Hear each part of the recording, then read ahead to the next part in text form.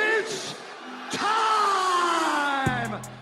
Yes, indeed, it is time once again. Good morning, Detroit. Good morning to everybody listening and watching live all over the world, and watching live on our YouTube channel. This is Eric Guzman. Sitting alongside this week is my co-host, Jeremy Bryant. No Evan Hoy this week, but again, you are listening to the newest edition of Speak Your Piece, coming to you live from Cave Radio Broadcasting, crbradio.com. And again, make sure you're following us on those social media platforms, facebook.com/SpeakYourPiece313. On Instagram at the handle SpeakYourPiece313. And again, make sure you're following us on our YouTube channel. Again, make sure you're finding our Speak Your Piece logo. We got a lot of stuff to get into today, but of course, got to catch up with my friend Jeremy here. Jeremy, we had some little bit of conversation off the mic before we just started recording. By the way, I apologize in advance. I apologized already, but I'll apologize on air. Man. For those who are listening live, which really isn't an option, I showed up about 10 minutes late, but we're here. We're getting into shit right now. But Jeremy, we're here. How's your week going so far? What's going on with you, man? Talk to me. What's going on? I heard you got some things shaking and moving. Yeah, some things shaking and moving. This was week 1 of my new job. How's it going so far? Pretty good. I mean, the first week is just like onboarding hire, so it's a bunch of just, here's the culture, here's what we do, here's what a loan is, here's what mortgages are. All right, we got it. We're cool. I'm good on that. What's the training process like? I don't know. We haven't even gotten into the training process yet. Like they. Excuse me. So this is like. How you week 1 and don't know? I know, right? I leave it alone. Go ahead. All right, so it's week 1. They basically, this is the onboarding thing. They bring us all in there. It's like a class, like 50, 60 people. Jesus. But it's broken up into different departments. So at the end of the week, we finally got to see like our department, our lead, who's in charge of us, who's our captain, who we'll be learning from the next week moving forward. But the first week is just like, all right, this is what our company party is. This is what we, do as a company. This is our culture, all the stuff like that. It was like a boring week, but it was still I cool. take boring. It was still cool. That first week, I will always take boring. I don't know why people always like, I need to have a big, massive welcome week. I don't. Give me the boring shit first. Let me ease my way into it. I don't need a big, massive welcome, but like it was just kind of like laid back and chill, boring, all the way up until like the end of the week when we finally got to meet who we're working with, the teams that we're going with. I'll tell you one thing. It was 4 o'clock on a Friday. They bring in this last guest speaker. My man is turned up to like 200. Oh, no. On a Friday. We're just trying to get out of here early to beat the rush out of the parking lot, bro. My man is turned up to 200. And I'm like, you need to turn this down to 60. I need you to go down to 60-something. I can't handle you right now. But I'll give it to him, credit to him, because what he was saying, complete truth. It was basically like the cycle life of you beginning a new job. Okay. Because first when you go in, you're all happy, you joyful. Your hopes are high. Right. Then once you actually get into the rut and the shit of things, it's like you hit that depression point of like finger pointing, like, oh, this is your fault, and then you finally get that transition to be like, oh, it's close to the end of the day. I'm almost out of here. It's almost the end of the week.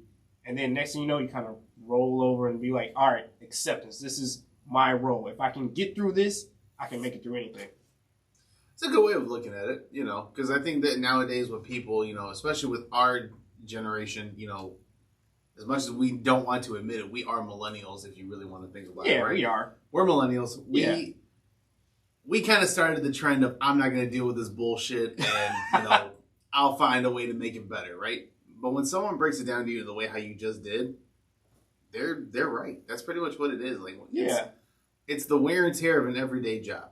And the thing is, there's a lot of emotional stress behind it, too, that a lot of companies don't want to acknowledge. They just tell you, oh, power through it. You'll be okay. And you have someone like your presenter who broke it down the way how they did just now.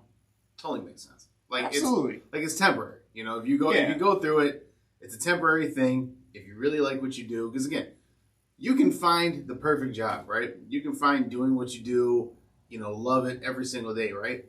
There's a certain point in time where you're going to hate what you do for a little bit of time. Even as much as you love it. Yeah, as much as you love the job, you're initially going to have a point in time where, do I really want to do this right now? Do I really want to be here in this career path and everything? But again, it's just determination at that point in time. It really is just you're in a determination that will tell you, hey, if this is meant for you, you'll keep pushing and going through for it, right? Absolutely. So many people nowadays get into a new job and, I only give it like a month, 30 to 60 days, and if I don't like it, I'm out.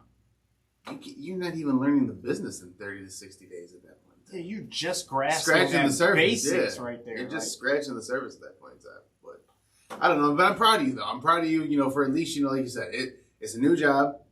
You kind of know what you're going to, to a certain degree, know what you're going to get into. Yeah. And, it seems like it'll be a good fit for you, man. And by the way, for those who didn't notice right now, today is Saturday, March 12th. We are back to our original day of Saturdays, which I know when we talked about everything beforehand, no, we're going to do a weekday. It'll be easier.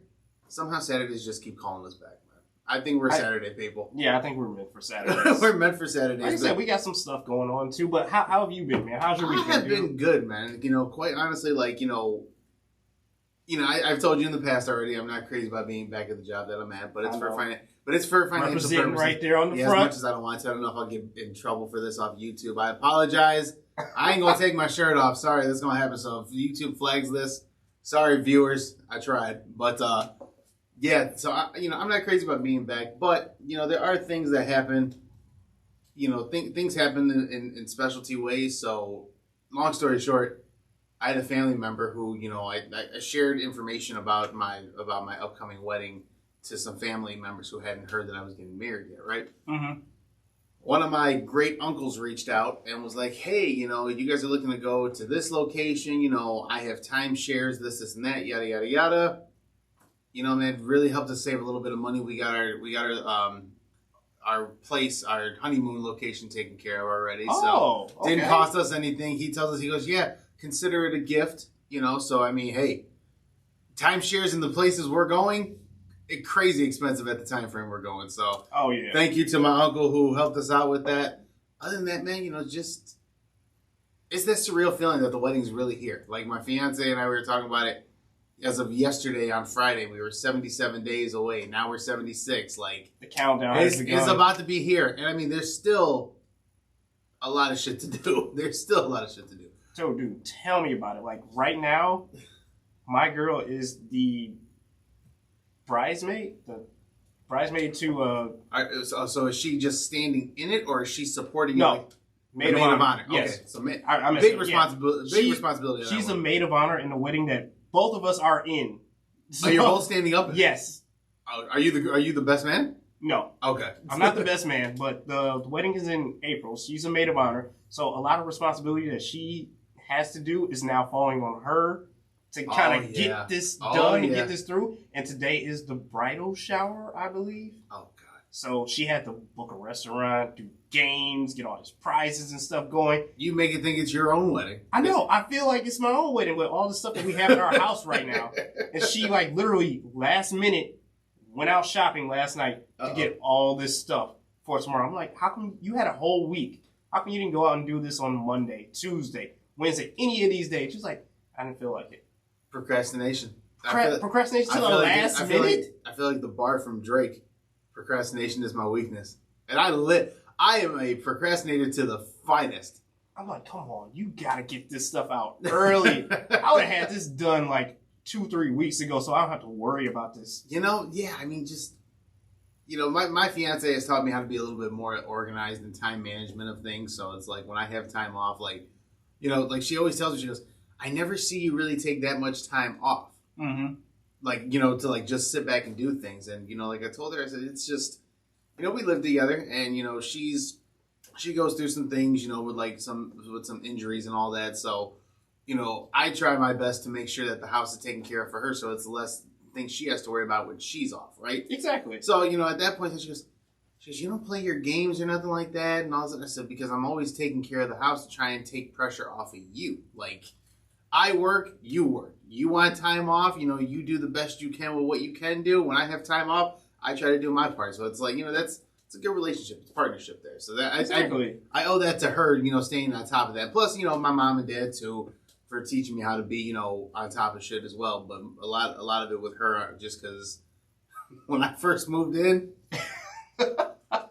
What'd you do all day? I'm getting situated, baby. It doesn't look like it's situated doing nothing. No, I'm just kidding. Baby, I love you.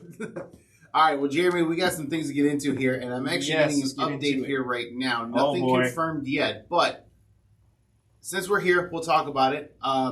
One of the stories that we've been following up all year over the past year is the DeShaun Watson case, right? Yes. DeShaun Watson, as of right now, the Houston Texans had that case of of sexual assault and everything from all these massage therapists, all these masseuses that he's worked with. News broke out yesterday that he is not going to face criminal charges from at least 10 of them. Now, they said to face no criminal charges, but there was a total of 22. That's what I was getting at. Yeah, so there's 22 of them, and I guess they said they were not going to face. He won't, as of right now, is not facing criminal charges for at least 10, which is good, right? So it looks like he's going to be clean and clear off the hook. The other ones may be civil cases, right? Well, I got an update here just right now, a few minutes ago.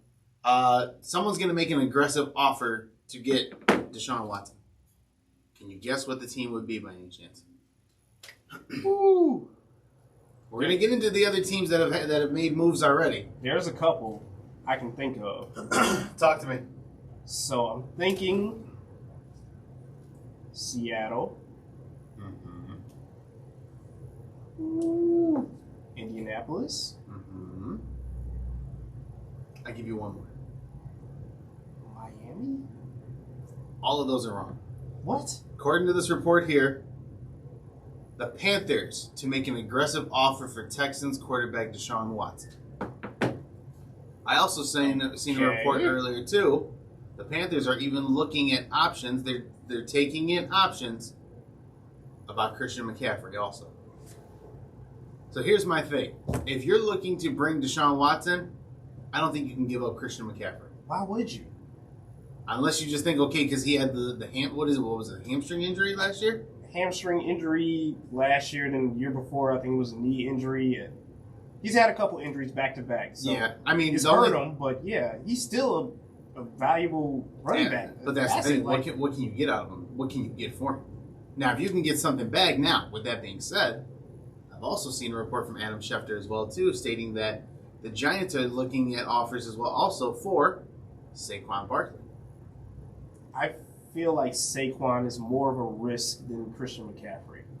Yeah, because Saquon's only 4 years in? He's got a very young career. He's super young. He's already had back-to-back season-ending injuries.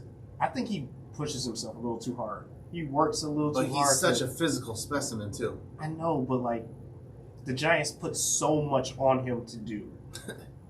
Giants are going through a rebuild yet again, but that's a whole different culture aspect. So yeah, I don't know. We'll see what happens with that. I'm excited where DeShaun Watson goes. Again, he took the year, had to take the year off, obviously with the situation that's going on in Houston right now, plus the legal allegations as well. Also, keep an eye on DeShaun Watson this year, making a very comeback season. So wherever he lands, whether he somehow manages to stay in Houston, which I doubt, or goes to a different location. So, all right, Jeremy, let's get into the real things that have happened here. So we're gonna kind of get into, start everything off. So I'm assuming, because I don't know shit about shit in football, as I've mentioned before, I'm assuming NFL free agency has officially started here.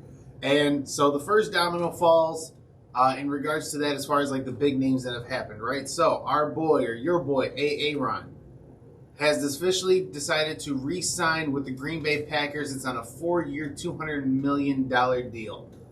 Jeremy, you're looking at the camera already. You look pretty upset. I guess I can just go ahead and ask, because I don't need to know what all the basics are of this.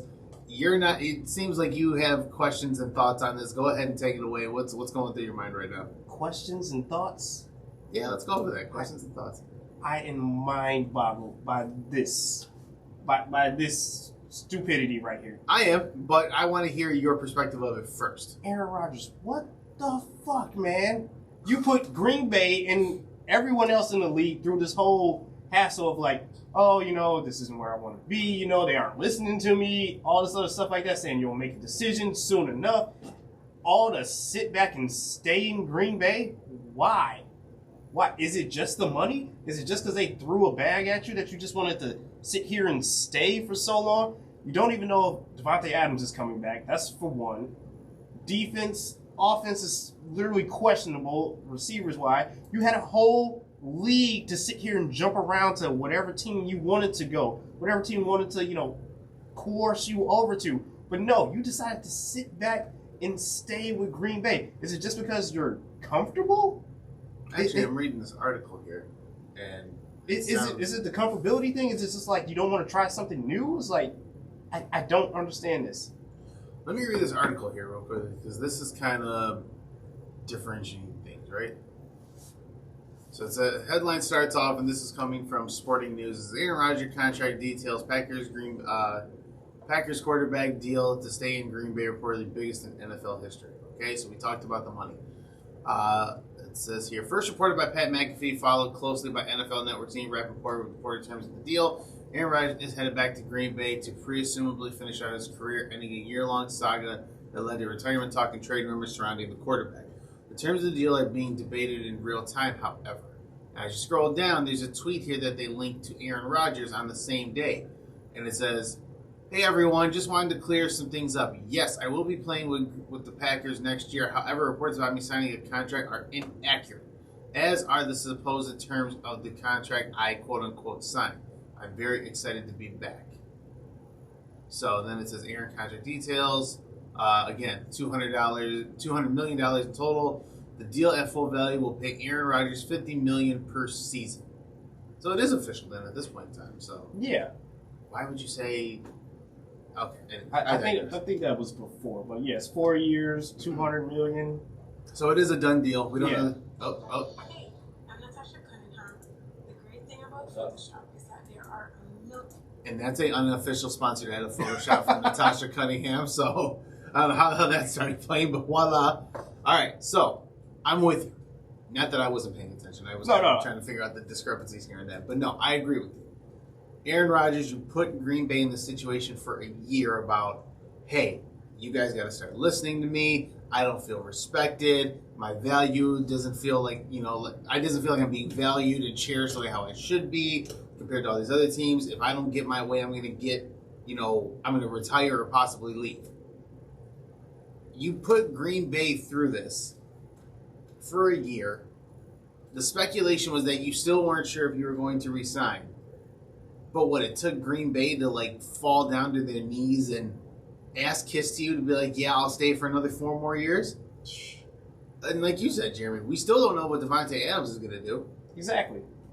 And again, $200 million over the next 4 years. It's a lot of money going towards that salary cap. So are you going to have Devontae take a back seat? Are you going to have Devontae, take less money? Devontae's arguably one of the top 3 receivers in this league right now. I know I wouldn't take less. So. I know I wouldn't either. As much as I love my boy Aaron Rodgers, again, if I'm Devontae, hey Aaron, I love you, but I'm the shit right now. I'm the man. Deuces. I'm headed out to LA. Where everyone seems to be going right now. Yeah. Yeah, I mean, I guess it really just depends on what Green Bay is able to do with the rest of the money that they have available. I'm with you. I think if I'm Aaron Rodgers, I probably would have taken the 2-year deal, ventured out somewhere else, just to kind of be. Because again, the home team. This is what people need to understand in the sporting world. The home team will always be able to give you more money because they have you adjusted in the books, everything along those lines. It's something with home team locations because you've signed with them for so long. They're able to squeeze out the most money. It's how it works in basketball. Yeah. The home team can always give you more money, but if you venture somewhere else, they'll give you a year less and a $30 million difference. It's because of that extra year that they can't sign.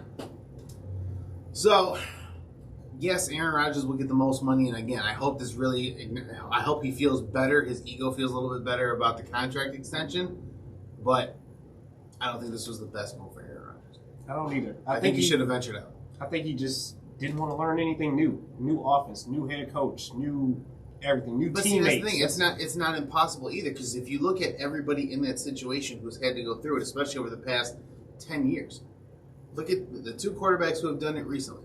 Peyton Manning, after being cut from Indianapolis, who he spent 15, 16 years with. Went to Denver, won them a Super Bowl. Yep. You look at Tom Brady, which again, Tom Brady is Tom Brady. We call it for what it is. But again, that was the big question going into it. Can Tom Brady, who has learned something in a particular system with the same coach for X amount of years, go to a different organization and do it in another organization with a different coach, went out and did it. So you're 2 for 2 for the Asian quarterbacks going to a different team. You're 2 for 2 for that. Aaron Rodgers could have been 3 for 3.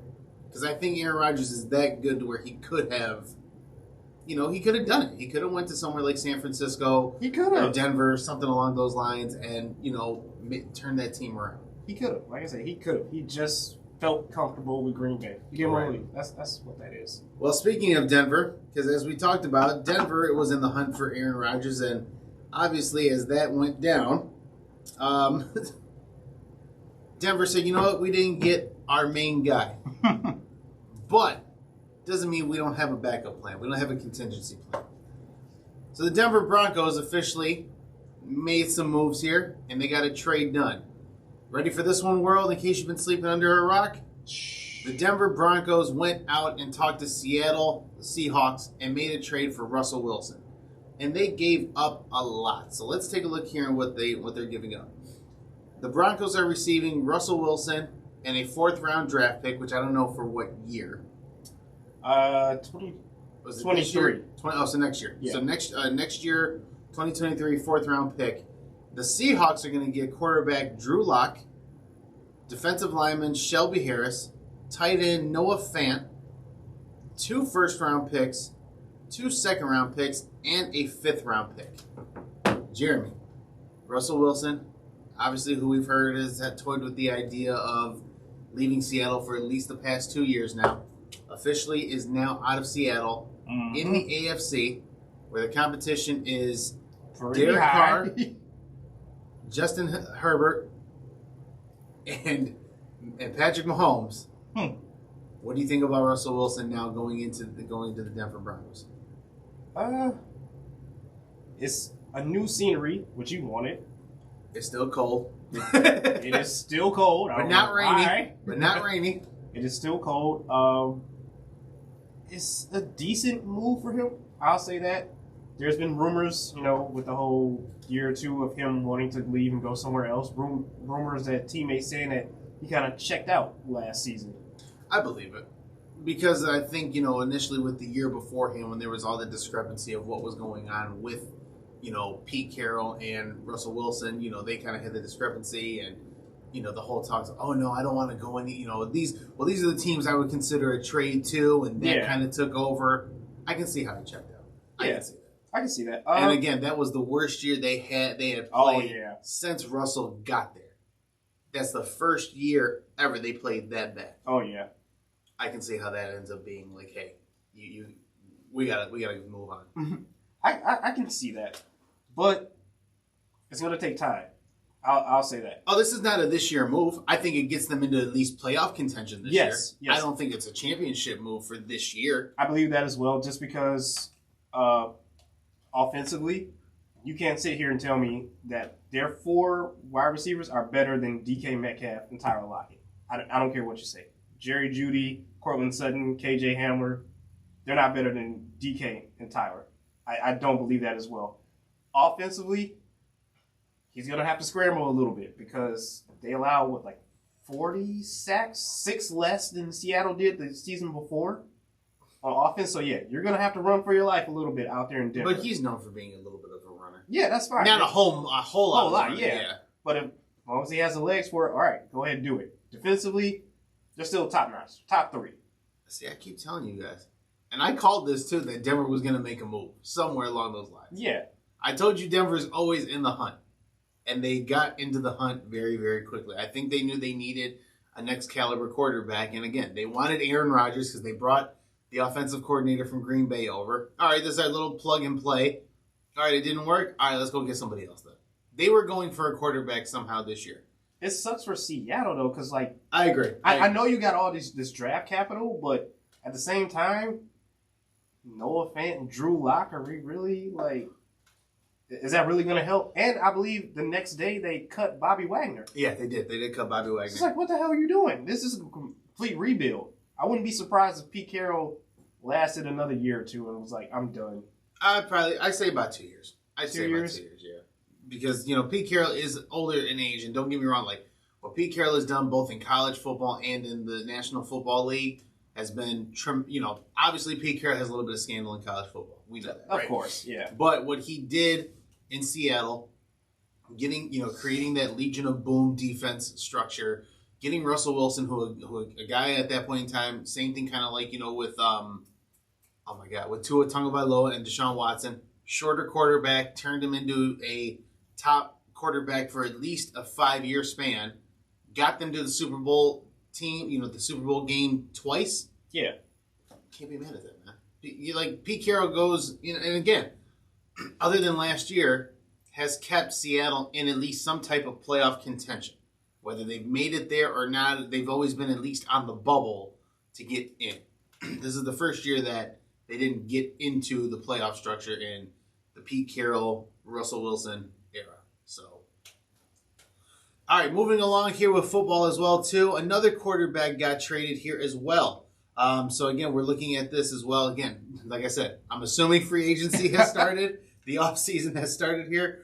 The NFL, in the NFL news, we have Carson Wentz, who spent a year in Indianapolis after being traded from Philadelphia to Indianapolis, is on the move again. The Indianapolis Colts have traded Carson Wentz to the Washington Commanders now. Let's see what they're getting here. The Colts, in return, is thought to include two third round picks. Jeremy, Carson Wentz on the move again, going over to another division here as well. What do you got? You're quiet on this. I feel like you don't care about this. I don't understand this at all. Like, I just don't get it. I guess the draft picks helped them somewhat. I don't see why Indianapolis was so quick to give up on Carson after the successful season they had this past year. Like, can I be honest? I just don't know. I know he's had some on the field, off the field issues, which is fine. Like, I deal with it. Like, he's had bad games here and there, but what does this do? Like, I feel like, what did we talk about earlier with Russell, right? We talked a few moments ago that the teammates thought Russell gave up on the team. You think Carson gave up like the last 2 games? The last game.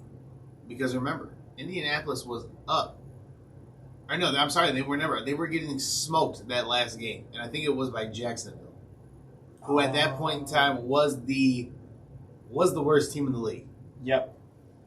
And you were starting. I think Carson took Jacksonville too lightly.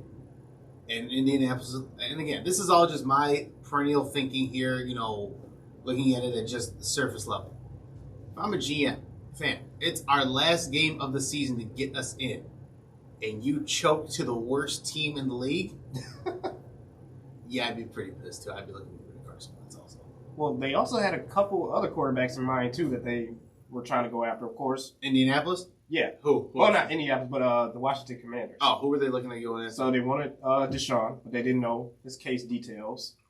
And see, that's the thing. Like, we'll talk about that in a second. But go ahead, finish up. Yeah, they wanted Jimmy, but of course he just had shoulder surgery, I believe, so they didn't know how well he would perform.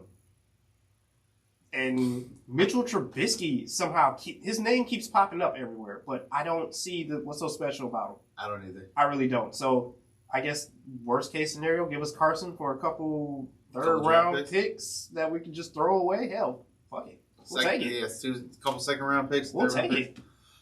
Teams got to look at it again. Like, as much as we want to get involved with the betting aspect of things, like, oh, you can bet and this, and that. We'll get on betting too as well. No, we're going to get to that in a second here as well. But why are teams so scared to, like, go after certain players? Like DeShaun, like, again, if I'm a team, right? If I'm somebody like Washington or whatever the case may be, right?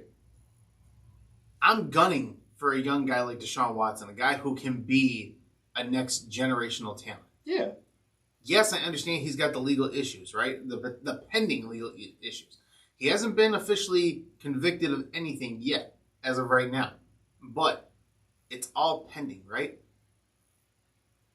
Why is it other teams will sign guys who have bad criminal records already. Like again, what's his face? Who had an opportunity after this stuff he went through? Greg Hardy.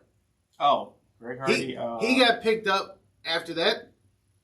Didn't Dallas pick him up afterwards because he was playing in Carolina at one point in time? For a little bit. Right. So he got a second chance, right?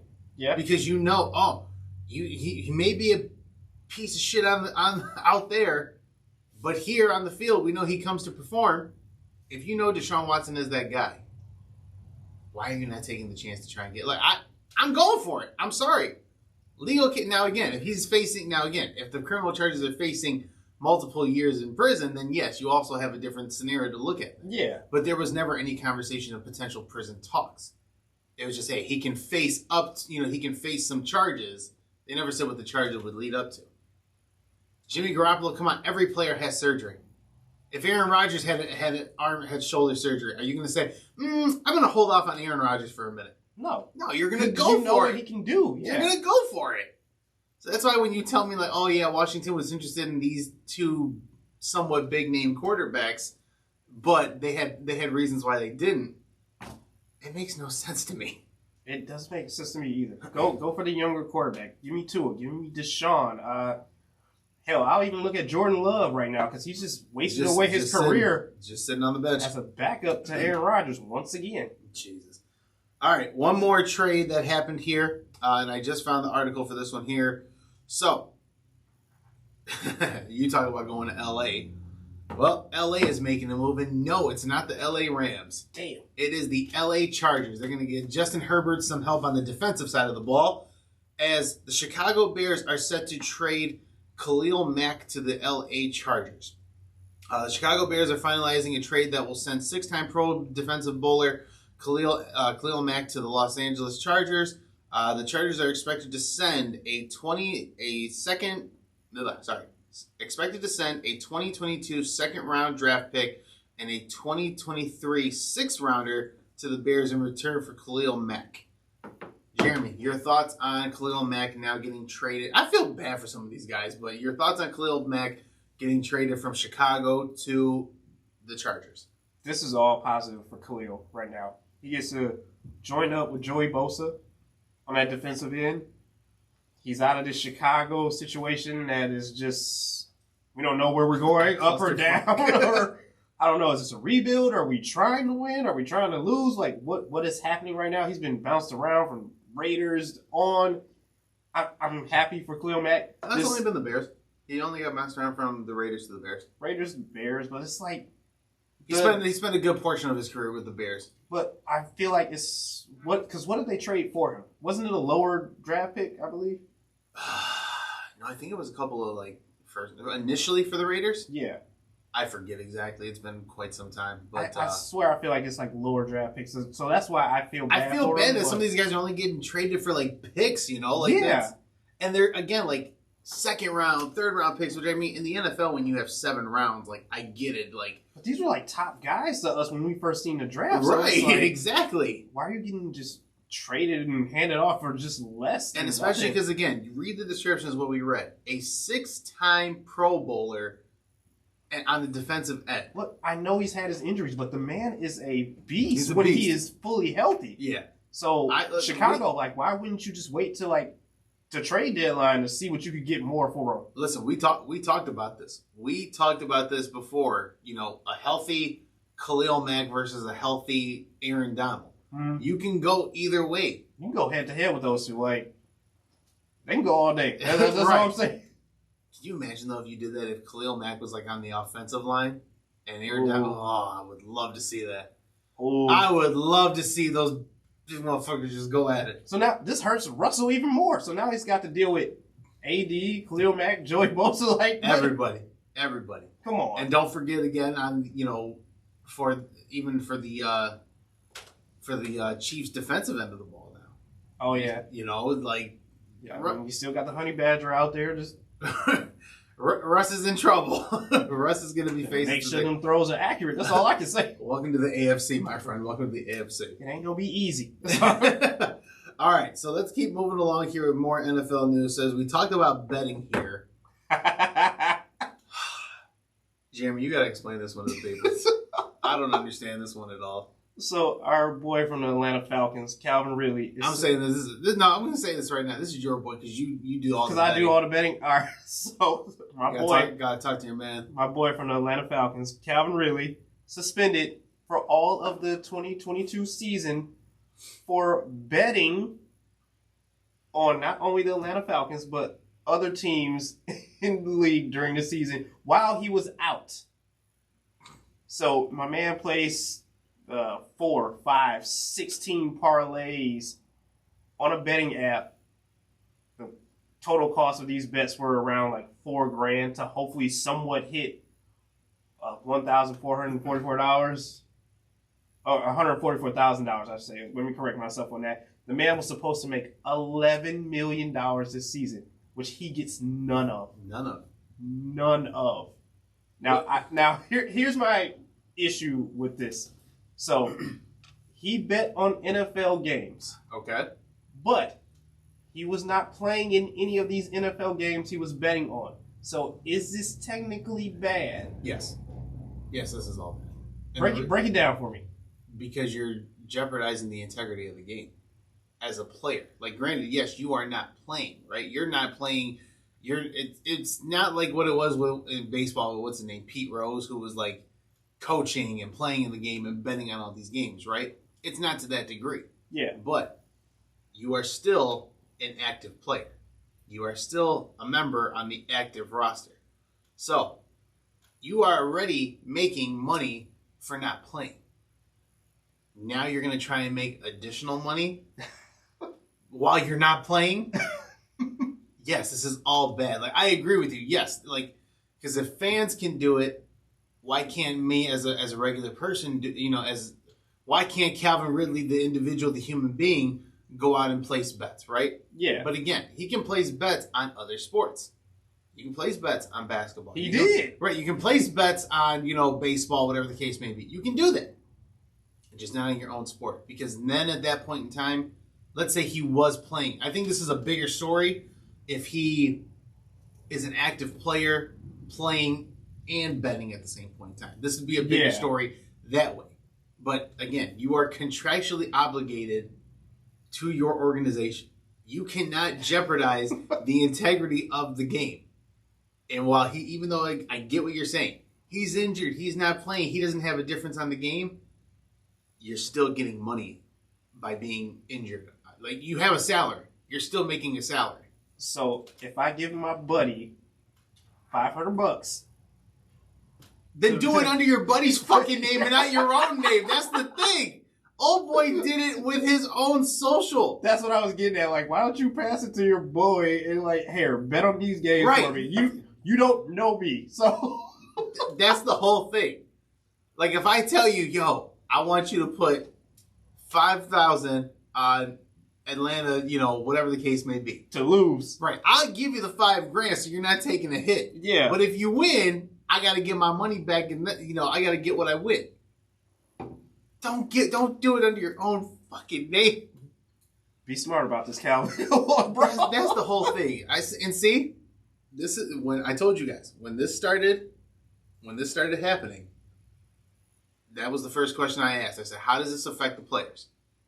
What happens when the players start getting involved in this?" Mm-hmm. And here you go. Players are getting involved.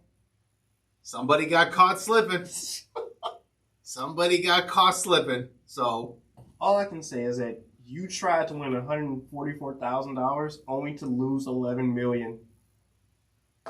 You fucking put down 10%. Think about it. It cost you 15% of your upcoming paycheck to lose it all. Terrible. Dummy. Oh my God. Fucking big old dummy.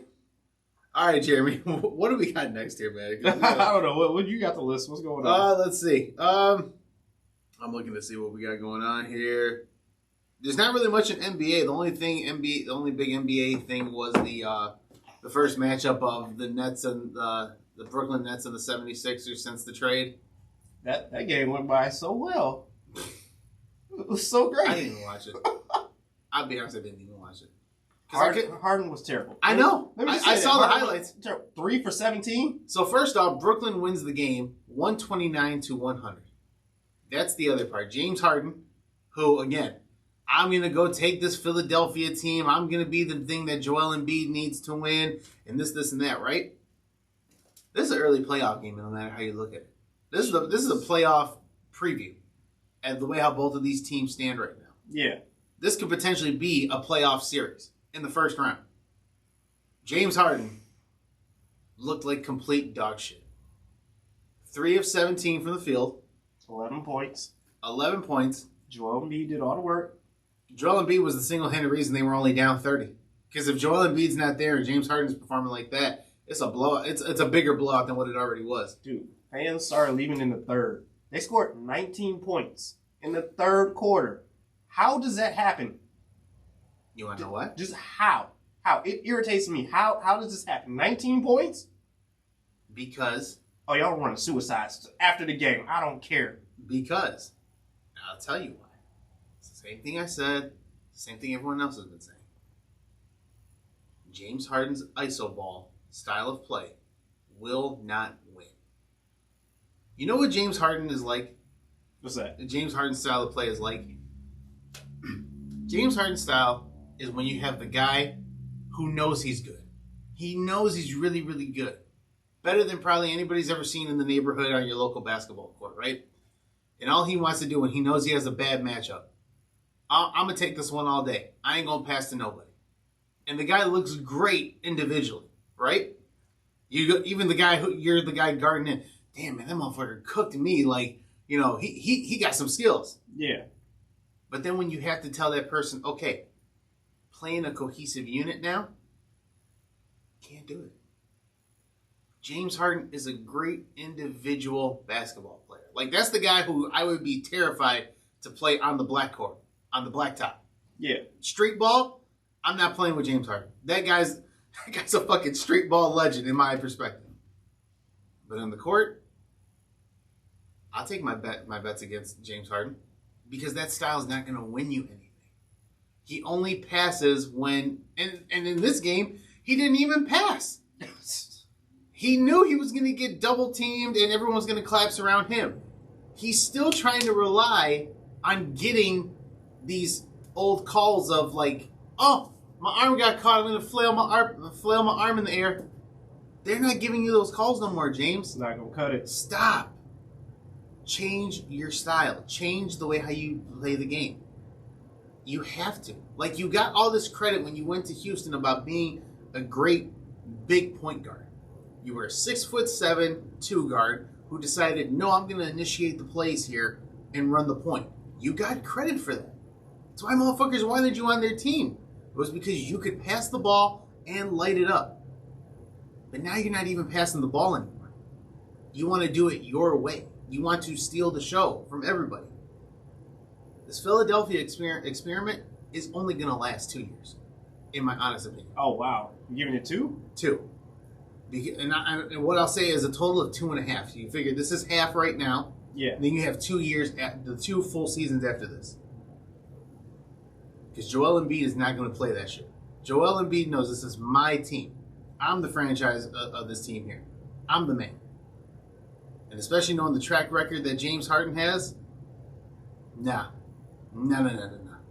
James Harden will want his way out in a couple of years. But again, that's sad. Here's the thing that all the other big faces have been saying as well also. And I agree with them. This shows the track record of James Harden still stands true. When it comes to big games, James Harden cannot get the job done. Every big game, season's on the line, you got to show out, make a difference. Like again, if I'm James Harden, and I know this was in both of their mindsets, right? James Harden says, "Oh, this is my old team. These guys, you know, their style of basketball sucks. I can do better without them." Right? That's a big game for you. You're circling that when you get to that team. All right, cool. First time I play against them, I want to show out. Yeah. You didn't show out. You showed out how bad you suck on that court with that aspect. Well, the other team showed out. Yeah, Brooklyn showed out. KD, Seth, and Kyrie. All double digits. All double digit scores right there. That should tell you something right there. Ben didn't even play, but he was on the sidelines laughing. Yeah, listen, Ben Simmons ain't got no room to talk. I'll tell you that right now. Ben Simmons got out there. They booed the shit out of him. They cheered for him during his warm-up when he made a dunk. I see that. And they cheered for him when he passed the ball to Patty Mills. Come on, man. Like that's pretty petty. I think the game would have been more highly anticipated if Ben Simmons would have played. If both of those guys, Harden and Simmons, were playing, in this game, then I think it would have been a more highly anticipated and more watchable game. This just became, all right, James Harden versus Kyrie and KD. But I tell you what, though. What's that? I love the back and forth banter between Joel Embiid and KD. Oh. Those guys, like, when they get into it with each other, I love that shit. I didn't even hear that. What did they say? No, there was a hard foul. Like, there was a very aggressive play where, Joel Embiid was backing down KD, and KD pretty much, like, completely, like, fell back. And they had a little chirping with each other. I love that shit. I love it. Because, again, I believe Joel Embiid is about that business. I think he's a troll to a certain degree, but so is KD. KD's a troll to, they're both trolls, right? But they are both some of the most passionate on-the-court players. So when those moments happen and, they start chirping at each other, it at least gives me the anticipation that this is going to be a good game. And it wasn't, unfortunately. It was. Well, hopefully the rematch in the playoffs, if they get matched up, will be a better game. Fingers crossed.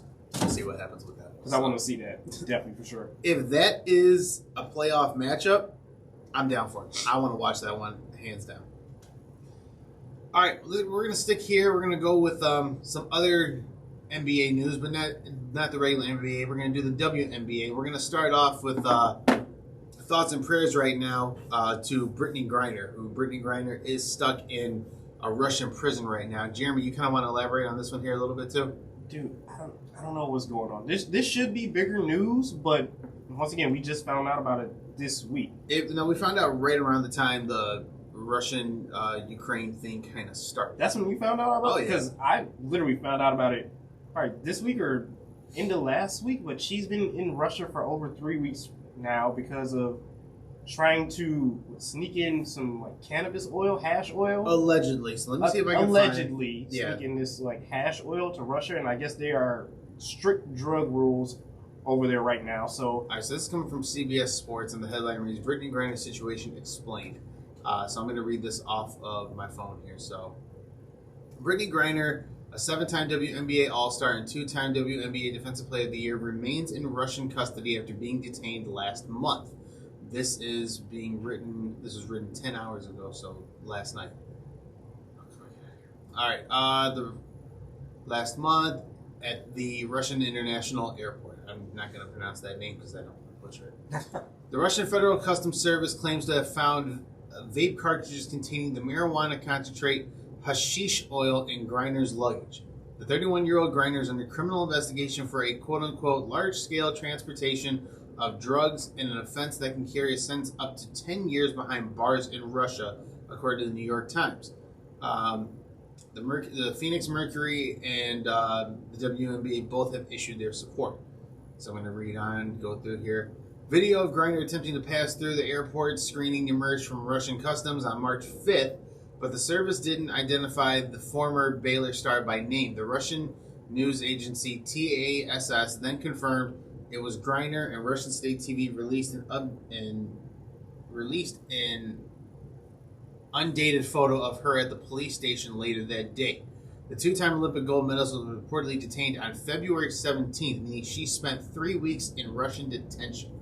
Russia brought a full-scale military attack against Ukraine on February 24th, prompting the U.S. and other countries to issue severe sanctions against Russia. Okay, it's unclear whether Russia's detainment of Griner, who has played for the Russian Premier League team over there in Russia during the last few WNBA off seasons, was a retaliatory act. So yeah, that's pretty much what has happened at this point in time with the Brittney Griner situation. So, jeez. So prayers out to Brittney Griner. Hopefully something can be can be done for her as well, so that way they can bring her home safely. And again, hopefully they can find the case that it's not what they're claiming it to be, the hashish oil that is the can. Now again, for those who have done vape, yes, you can get weed vape cartridges, in your little pens or even the big machine ones, whichever ones you decide to do, right? Yeah. Again, I'm not familiar with drug-related, Yeah, rules and regulations like that I traveling don't know all internationally. about that, yeah. So I don't know what technically makes the hashish cannabis oil, if that is the case. But this is pretty scary. This is pretty scary for Brittney because, again, potentially facing up to 10 years in a Russian prison while all of this Russian-Ukrainian war stuff is unfolding right now. This is scary. That's wild. This is wild. As you're reading on, I don't know what exactly the WNBA is doing or what the U.S. in general is doing trying to get her back home, but I feel like this needs to be taken a lot more serious than what we are talking about right now. Because how would you feel if LeBron or Tom Brady was sitting over there right now? I'm pretty sure you would do everything in your power to get someone like that back over to U.S. soil. I agree. This is this is kind of weird. I don't know, and I think they talked to one of the attorneys over there. I think there's a 1% chance of getting her out from behind bars or from doing time. So this is ridiculous. She is actually going to spend, who knows, up to, like you said, 10 years in jail over there. Yeah, this is scary. So we're gonna send thoughts and prayers out to, Brittney Griner, her family and friends, everything. We want Brittney Griner to come home. We support our people here in the U.S. And again, whether she did I'm not saying she did or she didn't. Yeah, but yeah, hopefully absolutely. there is something that can be done so that way, if there is some type of legal ramifications over there, it's nothing really harsh. Maybe they can find some type of middle ground, just because that's big. That's huge. So, but again, it's kind of back with the ASAP Rocky situation when ASAP Rocky got, was in jail over in whatever country he was locked up in. Those guys ran up on Rocky and he defended himself, but because they deemed what he did to be illegal over there, he had to face the prison time. Yeah. Like I said, crazy times we live in. Absolutely. Never mind, I'm not going to say it. I'm going to leave it alone. Oh, boy. I'm going to leave it alone. Staying with the WNBA news here, the New York Liberty apparently have an issue themselves here. This was something that was reported last week, and we kind of missed it on this one here too, just because things were unfolding here. Let me see if I can pull this up. Jeremy, you have the story for this one too, right? You know a little bit more of the details on this? Yeah, so go ahead. Yeah. The New York Liberty, the team or the owners are being fined $500,000. It was $1 million to start, but it's all because of them chartering private airplanes for the players to get to and from games, back home and out to games. Okay, so explain this to me. So the New York Liberty is facing fines and investigation for chartering, you said, private planes? Yeah, private flights for their players to get to games, back to home, back to game. Because there was a stretch in July, June or July, where I don't know if they took a bus or a commercial plane, but literally they landed and had about 5 to 8 hours to rest, practice, and then it was tip-off time. Mm-hmm. Then they had to go back the next day, which I think it was less time than that for them to readjust and practice and suit up for a game once again. So what is the actual issue of this, and why is this a big deal? Well, I guess in their WNBA collective bargaining agreement, their CBA, yeah, it bans owners from doing this. So they can only take commercial flights, meaning regular air flights. Yeah, regular air flights.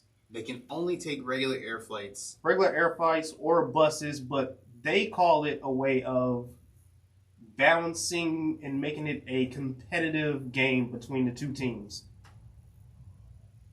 How so? Because I'm trying to understand this as best as I possibly I'm trying to understand this as well too. They call it a fair and competitive balance when having teams travel to another state or another city to play another team on their time. So they say it make the competition easier, level playing field. I don't really understand that at all. Like, this doesn't make any sense to me. I think I get where this is coming from, because, again, I want to do a little bit more research before we actually get into the nitty-gritty of this. I think what they're saying as far as a competitive nature, right? Yeah. Let's say let's use this team for example, right? You're the New York Liberty. You're the owner of the New York Liberty. I'm the owner of the Phoenix Mercury, okay? Yeah. Just because we're going with two teams that I know off the top of my head. You are issuing a private plane for them, right? Meaning, hey, this plane is all yours. You guys get there, go directly, this, and that, right? But if the collective bargaining agreement says, hey, every team has to take a regular commercial flight, and the Phoenix Mercury have to be at the airport at a certain point in time, have to go through have to go through TSA check-in at a certain point in time, have to wait for boarding with regular passengers at a certain point in time, right? Yeah. Yes, it is a much more mentally clear objective for you as the New York Liberty because, again, when you have a private plane to yourself, you guys can discuss the game plan freely. You guys can discuss, things you're going to do when you get there, right? As to with us over here in Phoenix, hey, we don't really get time to discuss that because we're busy going through regular traveling arrangements just like everybody else. So I can kind of see if that is the case, and if I'm understanding this correctly, yeah, I can see how that is an unfair competitive nature. Because if you're on a private plane and you guys get to talk just you, it gives you kind of more time and preparation to have discussions about your game plan versus, again, you're a WNBA player, even let's just say a regular NBA player, and you're on a public air flight with other people, you don't get to discuss that because, again, you could have one player set, 3 rows down and another player another 2 rows in the opposite end. You're all scattered all over the place. Okay. Versus when you're on a private air flight like that, oh, you're all right there. We can all just talk and shoot the shit right there. Yeah. So I kind of see how that makes a little bit of an unfair competitive nature. Again, if I'm fully understanding this correctly. But at the same time, wouldn't you want to take care of your players at that same rate? I agree, but then the it NBA also does it as well. It also goes, again, if it is against the collective bargaining agreement, then it makes an unfair competitive advantage to every other team in the WNBA. Yeah. So if everybody else is doing the same air flights, right? The same commercial air flights. If everyone's doing the same commercial air flight, but then one team doesn't, then it's showing, okay, this owner really is going against what we've all agreed upon between the league and the players, kind of showing favoritism. This team now automatically, because the owner is investing in those air flights, gives that team a better competitive nature over everybody else. I got you. So that's kind of, again, to the understanding that you're breaking up right now, or that you're giving me. That's how I can see it's unfair and why this can be an issue. Now, again, the report's been out for a couple of weeks. I'm going to try and do my best to look into this and see exactly what's going on, so we can give more clarification going into next week, or whenever we decide to revisit this topic. But yeah, but I think it's definitely an agreement that the owners need to come back with and hash out some details, a little bit better, to treat these players a little bit better, more than what they are getting right now. I mean, they're sitting here complaining about commercial flights where their legs are cramped up and everything like that. So it's you kind of want to treat your assets, well. No, like I said, I get it. Trust me, I totally understand. Because I know I believe in the regular NBA, you do get chartered flights. Yes. But you still have to go through regular terminals. You can't do the private hangars and all that kind of crazy stuff. Yeah, exactly. Yeah. So, like I said, I don't know how that works for the WNBA. I just want to get to a point where every team is structured the exact same way. Every sports league is structured exactly. Come on. This whole male, this NBA versus WNBA thing, women's soccer versus men's soccer, which they did come to an agreement on that. I don't know if we touched on that last week or not. The women's soccer team, that lawsuit that they have for equal pay, they won. They did win that. Yep. Okay, all right. So hopefully we'll see something moving forward for them, which is awesome. It's positive, yeah. Super positive. All right, staying here as well too with some other news details here. Let's see what we got. let's talk baseball. We don't really talk baseball here. But yeah, baseball was in a lockout for, a good couple of weeks here. And as of yesterday, they have come to an agreement here. Let me see if I can pull this up. All right, let's see. This is from, I don't know how important this is. I don't know. Sports SB Nation. So this is. Oh, yeah.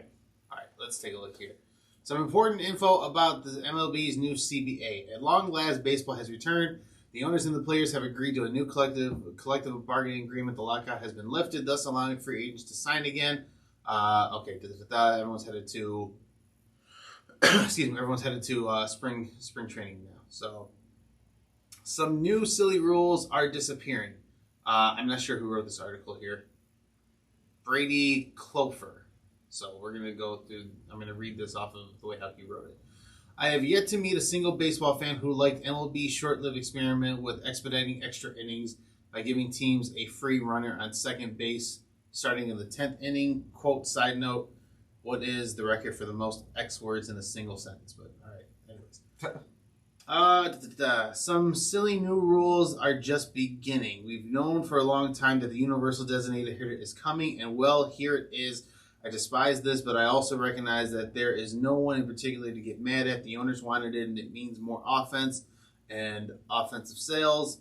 The players wanted it because they think it would increase pay for players. Everyone wanted it except us, so it became an inevitability. So the universal deep hitter is going to be a thing now, because I know that was like a National League aspect of it versus a American League. The American League always tried to play the traditional style of baseball, which... Again, I'm not a baseball connoisseur. Yeah. Roger, if you're listening or watching, Roger, this would be great to have you here to kind of shoot the shit with this one here. The groundwork is set for more rule changes, and then no rule 5-year draft this year, whatever that means. The MLB 5-year rule draft was supposed to take place in early December, but it was put on hold due to the lockout. The minor league portion of the draft still occurred, but no one knew if the major league portion would. There's also speculation what they want to do here as well. I know David Ortiz has been being a big advocate about it. I'm not exactly sure what that means, but they're trying to do an international draft now. Oh. So because again, baseball has the biggest international market in the world. Players from all over Mexico, Central America, Latin America. So that would be huge. Again, potentially giving international players who aren't able to go to school or anything like that, and the opportunity to go into the major leagues, huge. If that's able to get done, I'm all on board for that one. That's cool. I know it's going to be a huge rush to try to get all this done, because opening day is April 1st? They moved it to April 1st. April 1st, so now your Dominican Republic players and Korean players, you got to start getting them visas and getting them back over here, because some of them, they don't live over here in America. Don't live here, no. Yeah, not all the time. Their home is, back home where they grew up at. So you got to start getting visas for all of them. There's been zero communication between teams and players. So now you still got to look at the COVID aspect of that too. How is COVID going to play a role into all of this? That's another thing too. You got to look at your COVID protocols. You got to figure that stuff out too. Your free agencies and trades that you're going to do, you got to put these in quick. This stuff has to fly, go ASAP. Yeah, I know the Tigers were in hunt for a big name, the shortstop Carrera, and I think they lost out. I think he's signing with somebody else. He just said he wasn't going to do that here as well. Take a look here and see what we got going on. You want to go back to football here real quickly? Jerry Jones, granddaddy, or in this case, you call him just old Poppy. Dirty Grandpa. Talk to him. What happened? Dirty Grandpa out here. Allegedly, a young lady has come forward, Alexandria Davis, stating that her mother accepted money from Jerry Jones a while ago to hide the fact that she is his alleged daughter. Alleged or biological? Well, biological. Gotcha. Biological father. Biological father, yes. Apparently, she claims that he paid her over $375,000 to keep this a secret, and also set up 2 trust funds for this young lady. Damn.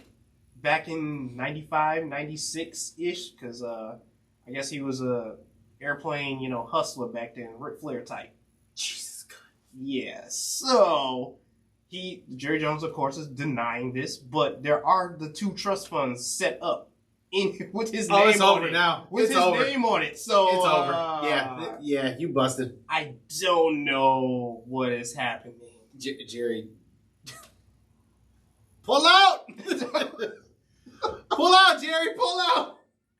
I don't know how this is gonna go. So. It's not gonna go. If the trust funds are there and he's got his name and signature on it, it's a wrap. It's a wrap.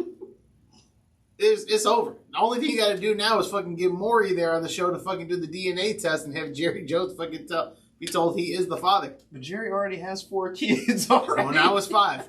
There you go. It's 5 now. Now, the question for that becomes the inheritance aspect of it. Oh. You know, what happens now? Oh, yeah, you know, because again, you tell the 4 kids, oh, yeah, I'm going to split this evenly between the 4 of you, right?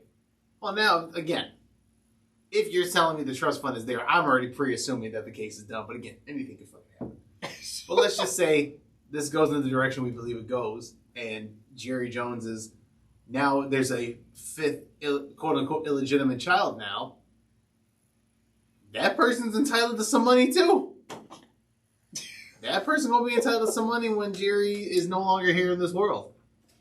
And I wouldn't be surprised because again, if she's coming out now suing Jerry for something, who knows? She may want ownership of the team. You suck with this team, Dad. I want it. Oh no, Doug, this is gonna get bad. This is gonna get bad for this. Already, I mean, there's already rumors of them trying to trade Amari Cooper. So now this popping up too. Like, come on. Yo, you old folks gotta stop, man. Oh, dirty grandpas out folks here with money gotta stop, man. Fucking Robert Kraft with the being caught in that sting with the prostitution massage place, the spa. Yep. I think they got him off the hook for that one. That's what good attorneys will get you. But Jerry, I hope you got some good attorneys, bro. Jerry probably got the best in all of Texas, if we're being honest here. Jerry, yeah, of course. Jerry's gonna be able to somehow like weasel his way out of this one. Yeah, because nobody wants to go to court. Rich people don't want to go to court. It's too much time, too much money, too much resources. That's why people come out to these. What do you call it? What's it like? Family The settlements. The settlements. Oh, the settlement. Yeah, you come up with a settlement here. Like, hey, listen, I give you $30 million. You know, I give you an NFL contract. And be gone. That's what's going to happen. Rich people don't want to go to court. They don't. It's too much time and money. So you think she's going to settle out of court for like 10 mil? 10 mil a year? She probably settled for 5. For 5? Oh, because think again, Mom already got what, like 3/4 of $4 million. Yeah. Your mom's got, let's just round up, $4 million. You know, she got what, $400,000, $400,000, right? $4,000 can get you a pretty decent amount if you put it away. If you really put the money away and use it the right way, right? Now again, what Mom has done with the money is a completely different story, right? Can't say yay or nay on that one. Yeah. $5 million, especially in today's time, knowing where you can invest it the right way. I think, you know, she can settle for 5. But I think she'd go for a little bit more. Yes, but knowing who he is, yeah. Of course you're going to go for Take more. Take it for the ringer here. Come on. You won't go for the ringer. I mean, again, on legal paper saying what you're going to sue for, yeah, she'll go for the ringer. But you're not going to get it, yeah. Exactly. You won't get the ringer aspect. But at the same point in time, what you'll get is a nice settlement amount. Like, all right, you want to just call this over with? You want what? You want $10 million? All right, cool. We're done here at this point in time. Take the 10, shut the fuck up, and get out of here. Congratulations. But with that being said, too, if she settles for the 10, when he does have the 10 where he's no longer here, yeah, she won't probably be entitled to anything. So if I'm going to settle, I'm settling for a fairly decent amount. If this is all true. Yeah, decent amount or something along the lines, as you said, when he's not here, like, yeah, my name is going to be in that will somehow, somewhere. All right, you have to, again, with the settlement, you're going to have to agree that if I give you $10, $15 million, you cannot come after any family inheritance, nothing like that. So that, trust me, Jerry's not stupid. Not entirely. But I mean, he's getting a little loopy at his old age He's getting up there, yeah. He's getting up there. Let's take a look here and see what we got going on. Yeah, talked about this one here. Got about 40 minutes here left, man. Anything else you really want? Oh, yeah, let's talk about this one here. Sorry. Cain Velasquez. This I thought was pretty serious, bro. Yeah, this is pretty crazy here.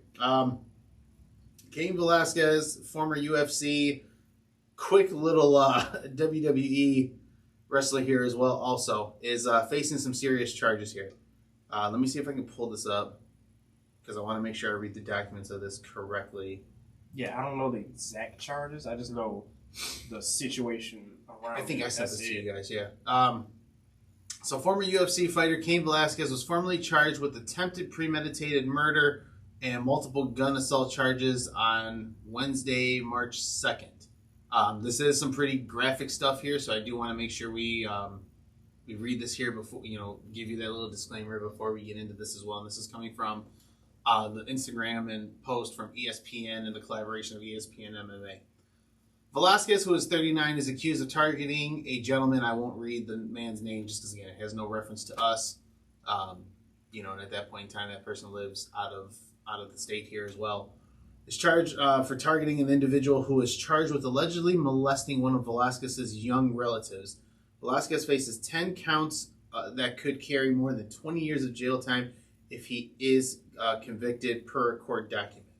I do want to see if I can find more about that here as well, because I think they had an update to that also.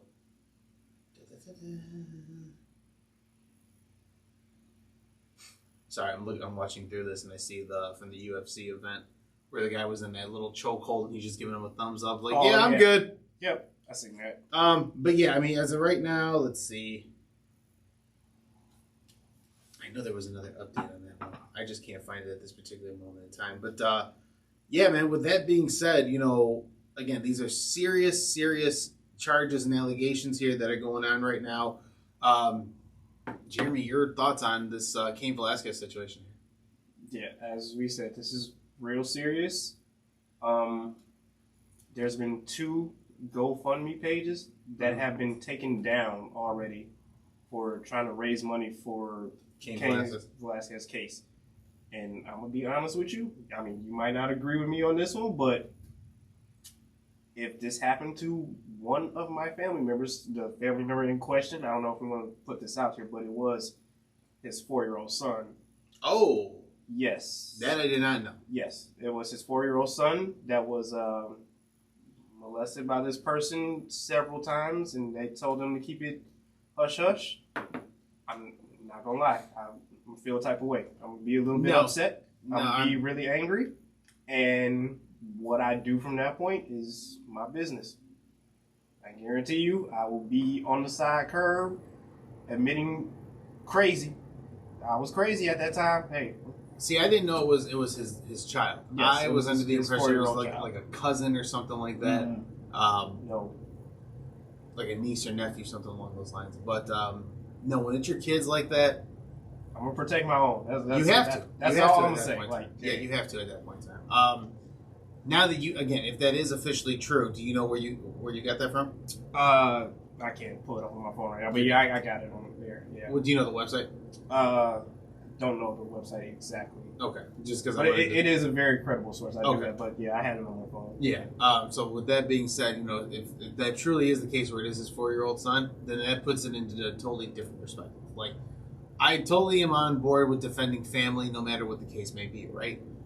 Taking it to a certain level, can be questionable at times, but no, as a parent, once you are that parent, mm-hmm. if something happens to your child, then yeah, you have to protect your family.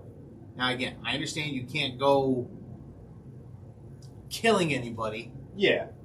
But to the same degree, when a line has been crossed several times, from what you're saying, it's happened on multiple occasions here. Several times it's happened. He's a parent. That's all I can say is he's a parent. Like, you got to protect your kids. You got to be there for him, especially a 4-year-old kid too, like a kid who barely knows right from wrong. Yeah. Nah, I remember, God rest my father, but I remember my dad used to tell me if anything happened to us, he goes, there'd be no way I could talk about it. I'd have to go do something, and I couldn't talk about it for a couple of days. You see? It's a parent thing. I get it. It's wrong to, harm another human being. But this other human being is leaving mental trauma on a kid and has no respect for the child. Like that to me is nuts. That's crazy. So I don't know if I say prayers out to Cain Velasquez, but just prayers out to the Velasquez family as a whole. As a whole, we'll go with that. All right, Jeremy, that was a little. I know we got a little deep on that one. Yeah, it was fucking deep. While we're on thoughts and prayers, I want to send thoughts and prayers out in a moment of silence to the young lady for the Stanford soccer player. Do you know the young lady's name? Yes, Katie Myers. Tell us a little bit about that one if you didn't know off the top of your head. Yes, so Katie Myers is a senior at Stanford on the Stanford soccer team. Police and campus police were called to her dorm around March 1st, around like 10:45 a.m. and they found that she had committed suicide in her dorm. Now, her parents believe that it was because she was going to suffer disciplinary actions from the university for defending either a teammate or classmate or something along those lines, that she got an email for it a week before. But yeah, so this happened to her, and as I said, she was a senior, literally about to graduate in a couple of months, and it's just sad to see this happening to her in this way. Yeah. Well, we want to, send thoughts and prayers, and again, we'll give this young lady a moment of silence for that as well too. Again, mental health, whatever the case may be, like you said, no one should ever be. Again, if she's scared of facing charges, it's not. I know. Yeah. It's sad to see that people fear discipline to that degree, But we're going to take a moment of silence for this young lady here as well. A life gone too soon, so a moment of silence.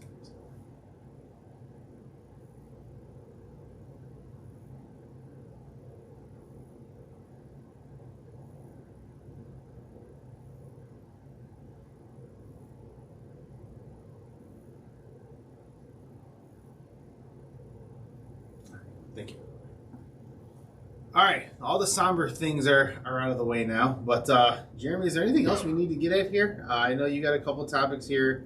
You wanted to talk about that Drink Champs interview. Oh yeah, but before that, did you catch Batman? Did you watch Batman? I have not. Yeah. All right. Okay. Have Cool. you I'm not the watched it? only one. Okay, All right. you haven't seen it yet? I haven't seen it, but I've gotten mixed reviews. I was just about to say I've heard mixed reviews. I heard some people say it's up there with The Dark Knight. Yeah. And then I've also heard some people say it was fucking terrible. They wish they wouldn't have seen it. It was like 3 hours of just, I don't understand what is happening right now. All I know is that it's more Batman and less Bruce Wayne from what I'm getting from this, but I don't know. Which I'm okay with, because again, my biggest take on every single Batman movie. Yeah. We have enough of them, right? Because again, every Batman movies, bro. But I get it. Batman has by far one of the greatest marketing campaigns ever, right? You put out Batman, everyone's going to go run and see it, right? Which I get it. Cool. I'm tired of the whole backstory of, Bruce Wayne lost his mom and dad to a gun in the alley. We understand that part now. Now, if you can give me a different aspect of Batman, like again, this is like you said, this is supposed to be more Batman, him more or less on the great detective side, yeah. Right. I'm cool with that. It is a different introspective, which I'm fine with, right? Like, what I love so much is I was actually watching the Dark Knight Rises the other night. Okay. What I love about those Christopher Nolan versions of those movies, it is a complete story showing the evolution of Bruce Wayne becoming Batman and then facing his greatest adversary, right? And then when you think you've had enough, because again, if you look at how the Dark Knight Rises starts off, it's been 8 years since, Bruce Wayne was out being Batman. Mm. Like that whole thing with Joker and Harvey Dent took a lot out of me. I don't want to do this anymore. I want to just take a break, right? Well, then now when push comes to shove and another threat comes in, it's like, okay, are you going to do what it takes to step up, right? So it's an evolution of a character development in an entire series. Yes. What I'm hearing about this new Batman is, the good reviews about it is that it is very, what I like about it from what I've seen about the trailers it seems like it's one of the darkest Batman movies we've seen. Like, Yeah. it does look like it's going to be kind of like a dark and twisted story, which I don't think Batman has really played with in a while, or even at all. Like, you have it in, like, the animation stories where, like, you know, the animation versions of Batman where, hey, this can get pretty dark, this can get pretty twisted, right? Yeah. Seeing it in a live action film, that looks to be the interesting part about this. So I do want to see it. I do as well. I really hoped it was coming to HBO Max first so I could save, you know, Save some money. a few dollars on it. But, you know, my fiance doesn't want to see it. She's like, I'm not going to sit in the movie theater for 3 hours. Listen, I sat through Avengers Endgame and she fell asleep. So I know I can't see it with her. I got to go see it with somebody else. Somebody who can hang the 3 hours and wants to see it. Bruh. Babe, I love you, but I just know what it is. I guess there is no post-credit scene either, so don't stick around when you do go. I don't know whether. See, everyone wants to do the post-credit scene because of Marvel. Because of Marvel, yeah, that's the only thing. I would sit back anyways just for the habit of maybe, but, you know, because again, you said you guessed there's no post-credit scene. No, they said there's no post-credit scene. All there is like some wording that says he'll return. Of course. Some The Marvel cliche thing. So some BS. I guess there's a website too if you do get bored that shows you when is it a good time to pee. What? Yeah, so someone has already seen the movie, mapped out if you need to go to the bathroom in this 3 hour time span, when is a good time to go? Why the fuck has no one ever done that for any movie? I think it's a full website. I don't know the name of it, but I think it's a full website and they have multiple movies up there. Bro, that would have been so great for like all the movies I want to see where it's like, I know, right? Like, man, I gotta go, but I don't want to miss nothing. I just found out about this too, so I'm like, oh, well, shit. That could have saved me so much time.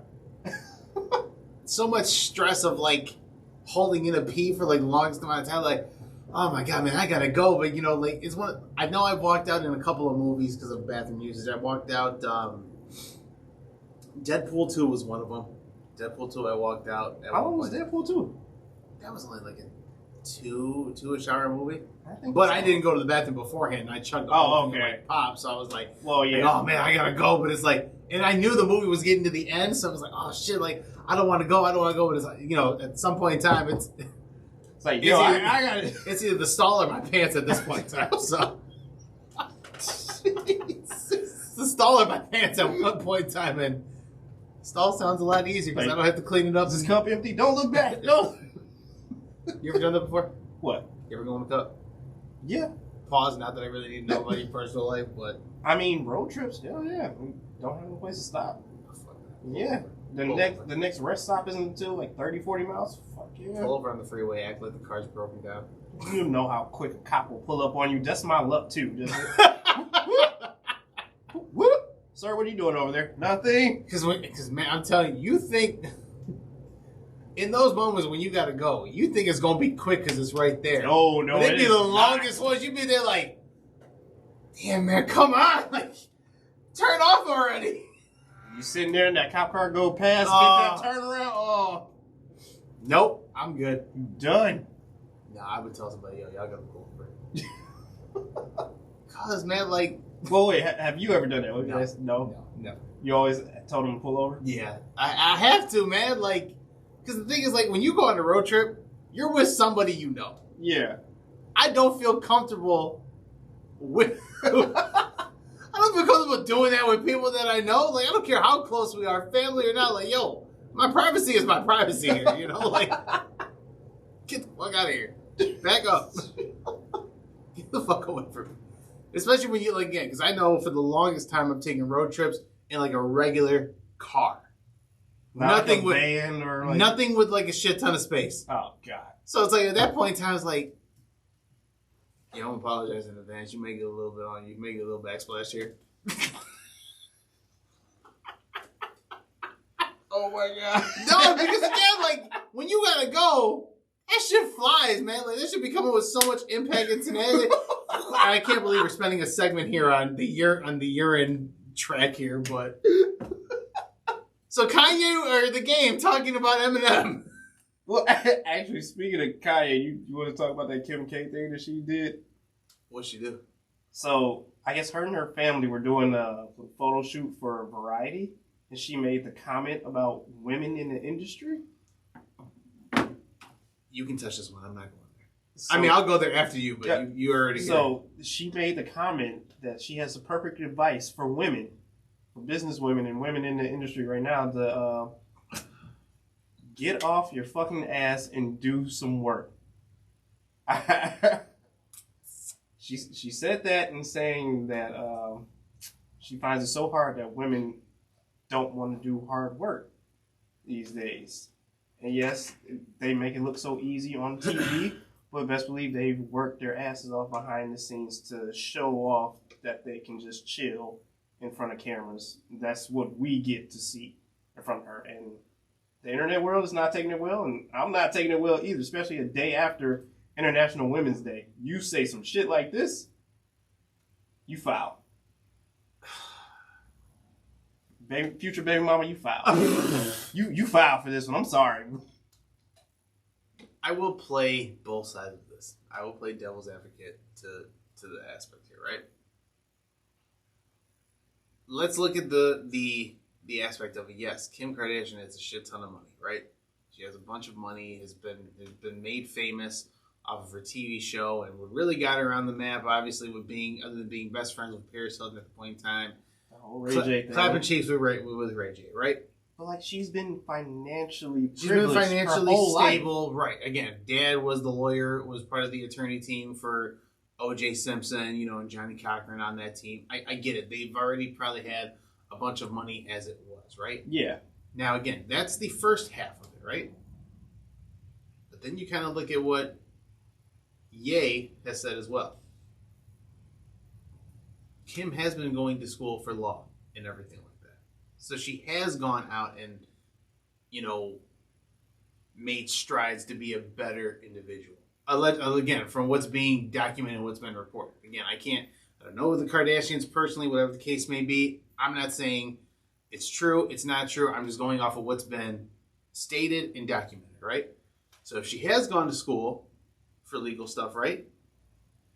Well, then she is kind of, getting off of her ass and doing something, right? Like she is in these cases to try and get some of these convicted felons or people who have been, in what they believe is mistrials, right? Mm-hmm. To try and come home. She is doing something about it, right? That's true. Again, yes, they have a shit ton of money, right? But they also have to put in the work to make their marketing campaigns for their products work as well. So yes, I understand, okay, yeah, you have a bunch of money, you can pay people to do this and this, right? Well, at the end of the day, again, for her clothing line, Skims.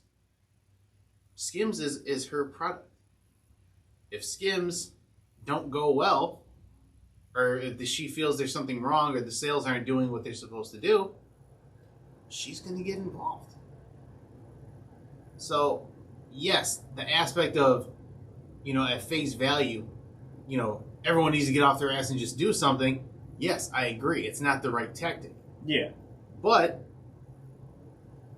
she kind of knows what she's talking about to a certain degree if you really kind of put it in a full introspective, into that point. I mean, it's an interesting statement. I wish she would have worded it a lot better. Yes, the wording could have been a hell of a lot better. Because the way it comes out, just, as I said, it kind of seems like you've been financially privileged your whole life. So when something fails for you, you still have that money to fall back on. Because do you know how expensive it is for someone, some regular person, just to follow their dreams tomorrow? Just up and quit their job, follow their dreams. It's expensive. It's expensive, and it's a lot. Yeah, it's expensive. Absolutely. You're not going to jump and be a millionaire the next day just because, I'm quitting my job and just going to do this. Right. That's why I said in the introspect or in the face value aspect of it, you're right. It is a very shitty thing to say and a very shitty take to put out there, especially like you said, day after International Women's Day, the Vanity Vogue, the Vanity photo shoot. I get it. It looks bad up front. But when you sit down, take a second, and put the whole perspective into it, right? Like if it would have been Kim Kardashian at 25 after the Ray J thing and after a little bit of success, I'd have been in the same boat as you. Yeah. Shut up, you don't know what you're talking about. You're rich off of a sex tape. I get it. But this is Kim Kardashian now, a mother of three or four kids. has a couple Soon to of... be 5. Shut the fuck Shut up. I hope your girl sees this and smacks the shit out of you. But a mother of 3 or 4 kids. I'm not counting your potential comment. And then, again, seeing what she has gone through as well. Seeing what she has done in those times of having kids. It has kind of been a 180 to a certain degree. So, just think about that as a whole, too. That's fair. You want to talk about this Kanye West video? Have you seen it? Of him burying Pete Davidson? Yeah. No, I have not. Is this for a music video? Yeah, so I don't know if this is on the Games album or if it's on Kanye's album. Is it for the song Easy? Easy, yes. I think it's going to be on Games album. Games album? Yeah. I don't know.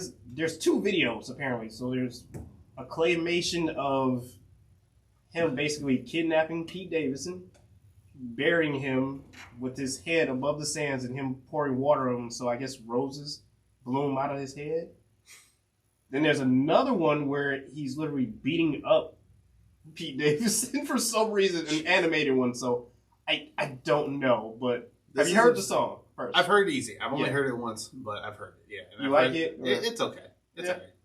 I like Game. Game's a good, a very lyrical rapper, but, over the past couple of years, his content hasn't been what I'm fully, interested in listening to. Yeah. So I will put that disclaimer out. But growing up, again, the documentary, The Doctor's Advocate, everything along those lines up until recently. Yeah, I've been on board with Game shit. So okay. This is obsessive. This is a man who is fully obsessed with trying to get his ex back, his baby mama back, and the baby mama don't want nothing to do with you no more, man. Like she's tired of it. She's good. There's pictures of them of her and Pete Davidson all over Instagram together now. So I mean, she made it official. She's in a different headspace now, man. Like I get it. You just gotta let it go, bro. Kanye wants his old thing back. I get it. I totally understand. Like you love somebody. She's the mother of your children. I get it. You can't be obsessive like this, man. It's a nasty look. I'll leave it at that. I'll just leave it at that. It doesn't look good on him, honestly. Obsessing over this, especially the lyrics in it as well, too. Yeah. It's not God saved me from that crash just to beat Pete just Davidson's so I can ass. beat Pete Davidson's ass. Yeah, really, bro? That's not why God saved you from the crash. That's not. I'll leave it at that point. Really? That's not where it's at. Speaking of Game, yes, Game was on Drink Champs, had a 4-hour-long interview, which I tried to get through. I cannot watch 4 hours I can't. on my phone. But I'm sure it's probably a very good documentary interview, because I know those Drink Champs things normally last only about an hour and a half, 2 hours at the most. So the fact they got 4 hours out of him, it's got to be some pretty good quality. First off, why is he copying off of Kanye coming on here with the full skull mask on and shades? Like, what is this? That Kanye influence, man. And that's another, I call it like little clips of it that I watch here and there, but because I wasn't able to watch the whole 4 hours. But he said Kanye did more for him in 2 weeks than Dre did his whole career. Yeah, that was one of the takeaways from that. I mean, is that wild to say? Like, I think it's a little wild, but you have to look into the perspective of what he's saying. Because I think I did get to that part in the interview, and I think he's talking about as far as knowledge of music business. I think that, if I recall correctly, that's the perspective that he's talking about. Okay. So when you read the comment for face value, Kanye did more for me in 2 weeks than what Dre did my whole career. Yeah, that sounds foul as shit, because Dr. Dre is part of the reason, along with 50 Cent and G-Unit, and Eminem, obviously, for putting you where you're at. Yeah. But if you listen to what he's saying to the degree of hey, giving me insight on how the music business and everything goes as a whole, and what the music business can do for you if you play the game the right way, it's a totally different context. Gotcha. Totally different context, and then saying yes, Kanye did more for me in 2 weeks for the music career aspect, for the music business, than what Dr. Dre did. Okay. Totally different concept. All right, it makes sense. That's what's called clickbait, my friend. That is what's called clickbait. There were several clickbaits where I had to read the title, then actually listen to what was going on, because 2 of the titles say oh, this is how Game got Pop Smoke and Nipsey Hussle killed. I'm like, whoa, wait a minute. No. What's going on here? Yeah, you have to listen to what he's saying. He goes on and elaborates like, hey, there's some rules when you come to LA. You have to check in. Yep. You need to check in. I'm one of these people that you have to check in with. And if I leave, I'm going to call you and make sure, like, hey, you all right? You good? He did that with, I believe, Pop Smoke. And then the next day when he was out, I think, Germany somewhere, they told him that he had got killed. Right. So it's kind of wild right there, too. Yeah. So it's not saying, hey, Game's the reason why Pop got killed. No, it's just, again, like, he's saying that. What Game is saying, he's a LA gatekeeper. Like, he's the person who's going to kind of keep shit together. Again, whether that's true or not, I don't know. I don't live out in LA. I'm not a celebrity. I don't know how that shit goes. All I can say is that I feel like Drink Champs is going to get someone in trouble. In what degree? In the aspect of, I know you come on there, you drink, but both of the hosts have a way of getting people to unwind, to get uncomfortable, to get comfortably uncomfortable, let themselves go. Maybe it's their character, or maybe it's the drinks and drugs that are around in the room. Right. But yeah, I think someone is going to say something that someone is not going to take offense to and doesn't know the difference between entertainment and facts. I can see that being a possibility. So whatever this liability they have to sign or waiver they have to sign to be on this show, make sure it is ironclad. Well, that's why they have their shit can go down. Lawyers and all that, like, being there too. So they usually have somebody, like, it's not just the artist that's there. If you ever listen, like, they have somebody in the background. Someone else in the back. Yeah, I hear people chuckling. Yeah, you'll hear people in the background. So, like, I remember in that same Game interview, they were talking about, he goes, you had a track record of people who you were dissing with and people who you were sleeping with. And then he goes, oh shit, your wife's here? Like, yeah, like, of course, like, when that gets along, someone's there to kind of make sure, like, don't say nothing you're not going to say. So. Exactly. And it's smart. It's smart business, because I know if it were me and I got super uncomfortable, I'd be susceptible to saying some shit I ain't supposed to say. Especially because there's one thing, it's probably like the end of the show, but he's finishing whatever this liquor is that's in this tall little blue and white bottle. Oh, that Japanese whiskey or whatever? Yeah. Whatever that is. And he chugged the whole bottle? All. Yeah, no. But I guess that's why he wanted to be there, because he's like, they said that he's known for being a heavy drinker and, still being able to keep his composure, so. Bro. But I think the comment that we're all getting to is the fact that he said he's a better rapper than Eminem. A lot of people have said that. A lot of people feel like they're better than Eminem. Then go to verses with it. Go head to hand with it. Eminem won't do a verses. I don't think Eminem is the right artist you can have do a verses, if I'm being completely honest. Is there anyone you could put up with him to do the verses? Or is it just a no contest? Respectfully, a no contest. And the reason why I say a no contest is because, again, like, yes, Eminem has hits, right? Eminem has #1 hits. But those hits don't ring off the same way how they do with other people. Like, if you put Eminem and Jay-Z together, which it won't happen, but if you did, hypothetically speaking, right? Yeah. Jay-Z will win the verses.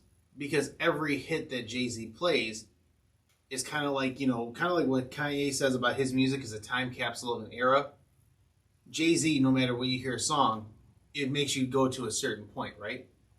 When you think of old Eminem music, you're listening to a guy who's troubled his whole life and always talking about something. It doesn't ring off the same way. Now, if Eminem had, like, party hits, I can see Eminem doing a verses. But Eminem never had party hits like that, yeah. Right. So I don't think you can match anybody up with Eminem to do a verses. Now, unless you just one day did, hey, we're going to do a lyricist versus.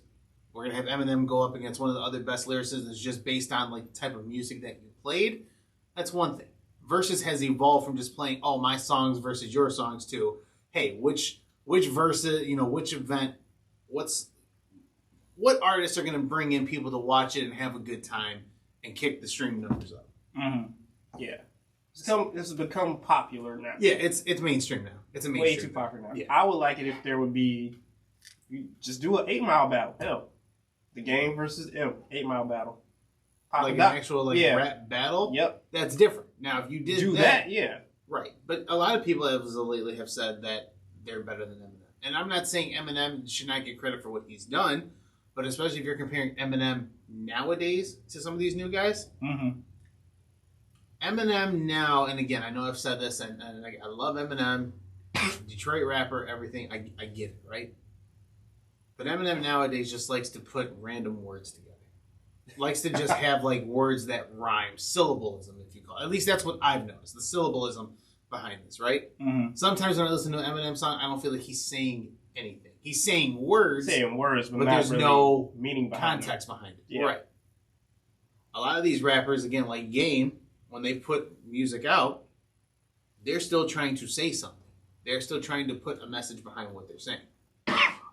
So that's kind of why I think nowadays when people say, oh, I'm better than Eminem, if you're comparing Eminem today, yeah, I can see that. That's what they mean. Yeah. I can see that. Now, if Game were saying, oh, I used to think Eminem was better than me, and I still, I could take old school Eminem, versus me today, I think you're looking at a different category here. Yeah. I think you're looking at a completely different category, and I think Game would be crazy. But in the context of what he's saying, that's different. So I am intrigued though. How familiar are you with the group Slaughterhouse? Not a ton. There's a couple people in there I like. Joel Ortiz. Yeah. Joe Budden, but I mean he's there's a whole situation around this Slaughterhouse thing, right? Oh God, what's happening now? So Joel Ortiz and Crooked Eye, two members of Slaughterhouse, released an album with just those two called The Rise and Fall of Slaughterhouse. And it is pretty much their perspective of what happened to the group after they did their debut Shady album, Welcome to Our House. Like all the back door deals and everything that's been going on. Which wasn't a bad album. No, not that, but if you go back and look at the history of it, Joe and Eminem, Joe Budden and Eminem didn't see eye to eye. They had their issues and all that, right? So Joe wanted off of Shady Records, which is obviously Eminem's record label, right? So they're pretty much getting into the nitty gritty about that. Joe Budden, for the past couple of weeks on his podcast, has been talking about it. He feels a certain way, obviously, which I get. And Royce is on the side of Joe. Because Joe and Royce are really, really tight. Yeah. As in now where Crooked Eye and Joel are super tight too. So the album just came out yesterday, The Rise and Fall of Slaughterhouse. I listened to most of it. I got to go back and finish it up. But it does look, it is a pretty interesting story to see like what's happening between this group. Like some of the lines that I recall them saying are like, we're not really friends and brothers anymore. Like once the record deal was done, that's when everything kind of went to shit. So I'm interested. I'm interested to see because Joe's been talking about it for a couple weeks on his show now. Because when he saw the video about it, he felt like he was being attacked. Yeah. Then last weekend on Friday, somehow he got on Instagram Live with Royce, and Royce and Joel got into it about the album. Because then he tells Joel, he goes, listen, I'm done with this conversation. I wish you nothing but the best, and I love you and everything. He goes, well, if you wish me the best, then fuck with this album. And Joe goes, Are you crazy? Are you kidding me? So that turned into something, and now the album's out, and I've seen looking at the preview for Joe's show, Royce is going to get on the podcast on this and kind of give their perspective of it and kind of see what's going on. Is this like something for next week or? No, this is now. Oh, yeah, all right. The album's out now, but they recorded on Friday and it's out on Saturday. So. Oh, okay. Then I'll definitely have to look into that. But this sucks that these groups that we knew back then are just falling apart. Like you have this just falling out, because I know for damn sure if the Game had stayed with G Unit, it'd be a completely. I feel like they'd be taking over right now, especially with all the people Game would have brought in. Oh yeah, just all of them together. I think they would have all had a more successful career. Definitely. 50 still has a career, but still, I think 50's got a career post hip hop. Yeah, post hip hop. But all of them together, they could have taken over. They should have been. They should have done. All right, let's take a look here and see. Anything else we need to get into by any chance? Or we got everything? I think we covered everything, You bro. got any other crazy Am I the Asshole stories? I do not, just because this work week has just been so crazy, I have not had any time to even look at Reddit, bro. I have not, dude. Like, I'm telling you, like, they tell us, like, stay off our phones, especially during training or whatever, but, you know, you sometimes got to slip up and check out Facebook here and there. Check it out, see what's going on. But no, I haven't had any time at all to, like, hop on Reddit to check out Am I the Assholes. That one was wild. I read that one to my fiance. She goes, "Okay, I don't see nothing wrong with it." I was Wait, like, what? Hold on. Yeah. Whoa, you didn't tell me this. Wait. Yeah. She So I read it anything to her. wrong? No, like she didn't think that the person who handled the situation Oh, okay. did anything wrong. I thought she was like no, saying, no, like, no. oh, like, yeah, my No. man's in the right for sleeping with her. No. That part, no, she agreed she was wrong. But as far as like the handling of like, hey, blasting it out there and everything like that, like she's like, I'd have done the same thing. I was like, remind me not to get on your bad side in life. Yeah, it's your dirt. You shouldn't have been doing this shit. Like, come on. Two totally different. It's totally different. Yeah, I thought you said something else. I was like, whoa. Oh no, not like that. She agreed with this to happen to go down? No. No girl is cool as hell, man. Shit. Better back the fuck up. Back the fuck up. You're still here. It's over. Go home. That's right, ladies and gentlemen. If you are still here, you've made it to the end of the show. With that being said, we want to thank you for your support each and every week. Again, this is the newest edition of Speak Your Piece coming to you live from Cave Radio Broadcasting, CRBRadio.com. Again, of course, always make sure you're following us again on those social media platforms, Facebook.com, Instagram at the handle Speak Your Piece 313, and on the YouTube channel as well. Make sure you're following, liking, subscribing, and keeping the notification out for the new bells, all right? Yes. Jeremy, great to have you back here. It's nice to be back here on a Saturday, even though it's early as shit here in the morning. for sure. But it is what it is. Hopefully, Evan will be with us here next week. Mr. In and Out. Yeah, Mr. In and Out. But with that being said, I want to thank you all for your support each and every week. And most importantly of all, peace!